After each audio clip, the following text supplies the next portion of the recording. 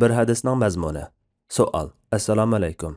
Law da'a li iqalu ba'irin lawajadtuhu fi kitabillah degan bu hadisning mazmuni nima? Javob. Va alaykum assalom va rahmatullohi va barakatuhu. Barliq hamd sanolar Janobi Allohga bo'lsin. Durud va salomlar payg'ambarimizga, u zotning oila tavobatlarga, ashablarga va u zotga toki qiyomatgacha ergashganlarga bo'lsin. Navoda mening bir tal tugi bog'laydigan arg'amcham yutib ketgan bo'lsa, albatta uni Qur'ondan topgan bo'lardim. Bu hadis emas, balki ba'zi bir tafsir va Qur'on ilmlari kitoblarida Ibn Abbos radhiyallohu anhuga mansub qilingan so'zdir. Ma'nisi, Qur'on Karim ilgirkilarning va keyingilarning ilm ma'rifatlarini to'plagan bo'lib, buning ichida Alloh hech kimga bildirmagan qismini hisobga olmaganda, Rasululloh sallallohu alayhi va sallam hammani haqiqiy bilgan.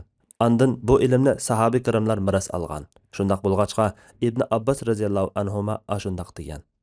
Allah eng to'g'risini bilguchidir. Fatvoda Dr. Abdul Aziz rahmatullah. Fatvolar majmuasi 1-tom, 11 nomerlik fatvo.